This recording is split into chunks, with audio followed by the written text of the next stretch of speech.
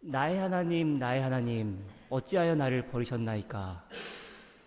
디트리히 보네포 목사님은 자신의 옥중서관에서 예수님의 가상 7원 중 하나인 나의 하나님, 어찌하여 나를 버리셨나이까? 이 구절을 인용하며 다음과 같이 말합니다. 우리와 함께 계시는 하나님은 우리를 버리시는 하나님이다. 하나님 앞에서 그리고 하나님과 함께 우리는 하나님 없이 산다. 우리를 버리시는 하나님이시기에 오히려 하나님 앞에서 그리고 하나님과 함께 살아간다는 역설입니다. 시편 22편 1절로 2절 말씀 들어보십시오. 나의 하나님, 어찌하여 나를 버리십니까? 어찌하여 그리 멀리 계셔서 살려달라고 울부짖는 나의 간구를 듣지 아니하십니까? 나의 하나님, 온종일 불러도 대답하지 않으시고 밤새도록 부르짖어도 모르는 채 하십니다. 다윗의 절규이고 다윗의 원망입니다.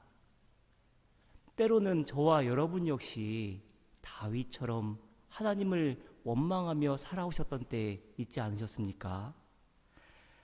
어려운 시절이 다 지나고 지난 세월 되돌아보니 그 모든 것이 하나님의 은혜라고 고백하지만 막상 절망의 순간에 놓였을 때는 하나님이 과연 살아계시긴 한 건지, 진실로 하나님께서 내 형편을 아시기나 할까, 그런 생각 드는 것도 사실입니다. 차라리 하나님을 욕하고 죽으라는 욥의 아내의 말이 더 설득적으로 다가올 때도 많습니다. 오늘은 우리 교회 창립 51주년을 기념하는 날입니다. 여러분의 삶도 그렇고 우리 교회의 역사도 참으로 굴곡이 많았습니다. 하나님께 감사한 일도 참으로 많지만 하나님까지 원망하며 살아왔던 때 솔직히 있지 않았습니까? 제가 처음 독일 나왔던 유학 나왔던 2008년만 해도 대한민국이 어디 있는지 독일 사람들이 참 많이 몰랐습니다. 그런데 시간이 흐르고 이제 한국 문화도 많이 알고, 그리고 시내 나가면 한국말로 인사하는 사람들도 있습니다. 여러분이 처음에 독일 나오셨을 때 얼마나 고생하셨습니까? 한국 음식 구하는 것도 쉽지 않았고 독일어 배우랴, 또 광산에서 병원에서 힘들고 굳은 일은 도맡아 하시고, 또 자녀들 교육 위해서라면 한국에 있는 가족들 부양하느라 밤낮 가리지 않고 평생을 살아오신 여러분의 지난 날입니다. 지난한 시절 지나오느랴, 그 시절 참으로 쉽지 않았고 원망도 많았을 것입니다. 그러나 여러분의 삶이 입증하듯이 원망도 감사로 변화하지 않습니까? 내 자리를 지키고 하나님께서 보여주시는 역사를 경험하실 때 지금 그러한 은혜를 경험하시지 않습니까? 다윗 역시 그렇습니다. 예수님 역시도 나의 하나님, 어찌하여 나를 버리셨나이까? 하나님을 원망한다 하지만 결코 그렇지 않습니다. 시편 22편 3절 5절 말씀 들어보십시오. 그러나 주님은 거룩하신 분, 이스라엘의 찬양을 받으실 분이십니다. 우리 조상이 주님을 믿었습니다. 그들은 믿었고 주님께서는 그들을 구해 주셨습니다. 주님께 부르짖었으므로 그들은 구원을 받았습니다. 주님을 믿었으므로 그들은 수치를 당하지 않았습니다. 하나님으로부터 철저하게 버림받았다고 원망했는데 절망의 시간을 통해 오히려 수렁에서 건지시는 하나님을 경험합니다. 상한 갈대를 꺾지 않으시고 꺼져가는 등불을 끄지 않으시는 하나님의 그 크신 사랑을 체험합니다.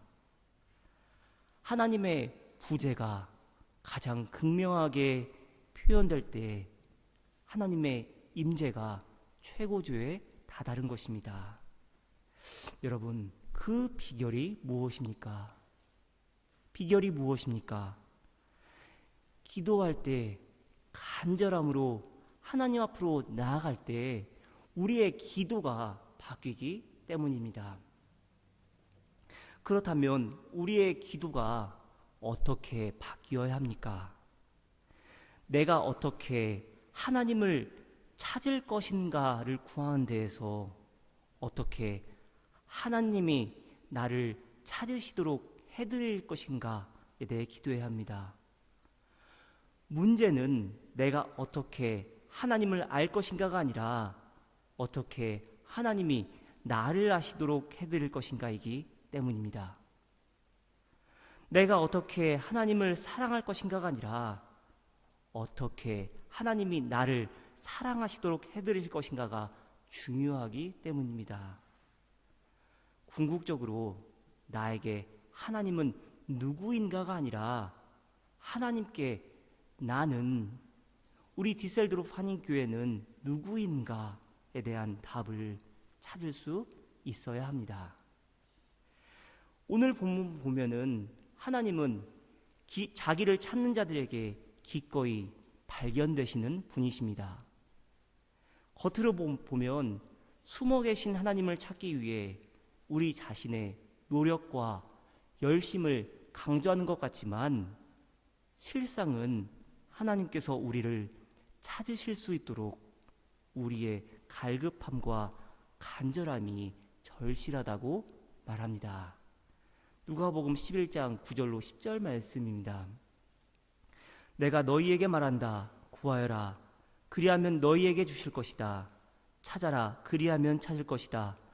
문을 두드려라. 그리하면 너희에게 열어주실 것이다. 구하는 사람마다 받을 것이요 찾는 사람마다 찾을 것이요 문을 두드리는 사람에게 열어주실 것이다. 구하면, 찾으면, 두드리면 허락하실 것이라는 말씀입니다. 그렇다면 여러분은 지금 무엇을 구하고 계십니까? 여러분의 기도가, 여러분의 간구가 하나님께 발견되기 위함입니까? 아니면 내가 원하는 것을 하나님께로부터 받아내기 위함입니까? 오늘 본문 마지막 절은 구하는 사람에게 성령을 주실 것이라고 말합니다. 좋은 것을 허락하실 것인데 성령을 약속하고 있는 것입니다. 저와 여러분이 구하는 것이 성령입니까? 아니면 내가 내 심중에, 내 삶 가운데 원하는 것입니까? 그리고 여러분에게 묻습니다. 전과 전혀 다름없이 동일하고 변함없는 인내 가운데 간구하고 계십니까? 절망의 순간에도 좌절하지 않고 묵묵히 하나님만 바라며 구하고 계십니까? 광야길에서 하나님을 원망하던 이스라엘 백성들 향해 하나님은 불뱀에 물린 자들에게 장대 위에 매달린 노뱀을 보면 살 것이라고 말씀하십니다. 살려면 어떻게 해야 합니까? 고개를 들어야 합니다. 믿음으로 고개를 들고 하나님의 역사하심을 구할 수 있어야 합니다. 그러나 구하지 않고 찾지 않고 두드리지 않는 자들은 죽음을 맞이할 수밖에 없습니다. 구해야 하는데, 찾아야 하는데, 두드려야 하는데 되레 포기하고 믿음 없이 행한 것입니다. 예레미야 29장 12절로 14절 말씀입니다. 너희가 나를 부르고 나에게 와서 기도하면 내가 너희의 호소를 들어주겠다. 너희가 나를 찾으면 나를 만날 것이다. 너희가 온전한 마음으로 나를 찾기만 하면 내가 너희를 만나주겠다. 나 주의 말이다. 진심으로 전심으로 부르짖는 자에게만 응답하실 것이라는 말씀입니다. 구하는 이마다 예외 없이 받을 것이지만 갈급함으로 구해야 받지 않겠습니까? 간절함으로 구해야 받을 수 있습니다. 좁은 시골길 옆 도랑에 어느 한 차가 빠지게 되었습니다. 그런데 마침 근처를 지나가고 있던 트럭이 멈추고서는 체인을 꺼내서 그리고 체인을 엮고는 길 위로 끌어올리려 했습니다. 그런데 조금 올라가는 듯 하더니 그만 체인이 끊어지고 맙니다. 체인이 약했기 때문입니다. 또 때마침 그 길을 지나가던 또 한 차량이 더 튼튼한 체인을 꺼내들고는 또 차량을 연결합니다. 그러고는 그 차량을 도로 위로 끄집어냅니다. 이것을 우리의 신앙생활에 적용해 보면 어떻습니까? 예수님의 사랑과 능력은 무한하지만 그분의 손을 붙잡고 있는 우리의 믿음이 약하다면 응답은 지연될 것이고 어쩌면 영원히 찾아오지 않을 수도 있습니다. 우리의 믿음의 분량에 따라, 우리의 간절함의 경중에 따라 응답의 역사는 달라질 것입니다.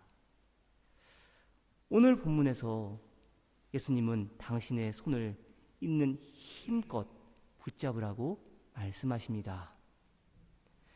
여행 중이던 어떤 사람이 한밤중에 친구를 찾아갑니다. 그런데 친구에게 베풀 양식이 없던 그 주인은 이웃에게 찾아가서는 대신 먹을 것을 구합니다. 비록 예의에 어긋나지만 간절한 부탁이라면 결코 뿌리치지 않을 것이라는 믿음 때문이었습니다. 누가복음 11장 8절에서 예수님은 이렇게 말씀하십니다. 내가 너희에게 말한다. 그 사람의 친구라는 이유로는 그가 일어나서 청을 들어주지 않을지라도 그가 졸라대는 것 때문에는 일어나서 필요한 만큼 줄 것이다. 요한복음 16장 23절에서도 예수님은 구하는 자에게 무엇이든지 주시겠다고 약속하십니다. 그날에는 너희가 아무것도 내게 묻지 아니하리라. 내가 진실로 진실로 너희에게 이르노니 너희가 무엇이든지 아버지께 구하는 것을 내 이름으로 주시리라. 무엇이든지 구하면 허락하실 것이라고 말씀하십니다. 그런데 무엇이든지 구하면 이 말의 의미가 무엇입니까? 이 말은 아주 처절할 정도로 간절하고 집요하게 마치 자신의 생명이 달린 것처럼 구하는 것을 의미하는데 우리의 갈급함과 간절함이 얼마나 중요한지를 말해주는 부분입니다.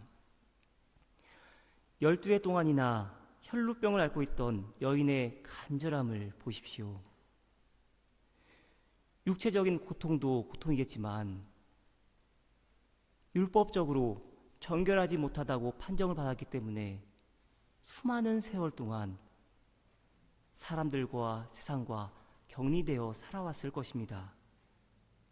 감히 대낮에는 사람 사이를 지나가는 것은 엄두도 못 낼 것이고 그렇기에 예수님의 옷자락이라도 만지기 위해 사람들 사이를 헤집고 지나가는 것은 목숨을 건 결단이었고 목숨을 건 간절함이었습니다. 근데 여러분 한번 상상해 보십시오. 예수님 주변에 수많은 사람들이 있습니다. 근데 그 예수님 주변에 그 여인 말고 중한 병을 앓고 있는 사람이 또 없었겠습니까? 그러나 성경은 오직 그 여인만이 고침을 받았다고 증언하고 있습니다. 왜 그렇습니까? 이 여인의 간절함이, 갈급함이 많았기 때문입니다. 그렇기에 예수님의 선한 능력이 그 여인에게 임했던 것입니다. 사랑하는 디셀도르프 한인교회 교우 여러분, 과연 우리에게는 얼마나 많은 갈급함과 간절함이 있습니까? 예수님은 더 이상 의지할 것도 매달릴 것도 없기에 오직 당신께만 모든 것을 걸고 나오는 이들을 만나주시고 당신의 능력을 보여주십니다. 예수님이 아니면 이제는 죽을 수밖에 없다는 처절한 몸부림으로 나온 이들에게 당신의 일하심을 보이십니다. 이사야서 41장 17절 말씀입니다. 가련하고 빈궁한 사람들이 물을 찾지 못하여 갈증으로 그들의 혀가 탈 때에 나 주가 그들의 기도에 응답하겠고 나 이스라엘의 하나님이 그들을 버리지 않겠다. 하나님은 지체하십니다. 언제까지 지체하십니까? 내 능력으로, 사람의 힘으로 이제는 결코 안 된다고 하나님 능력을 보여주시옵소서. 우리의 마음을 다해 고백할 때까지 하나님은 기다리십니다. 내 모든 것을 내려놓고 이제 하나님께서 역사하실 차례입니다.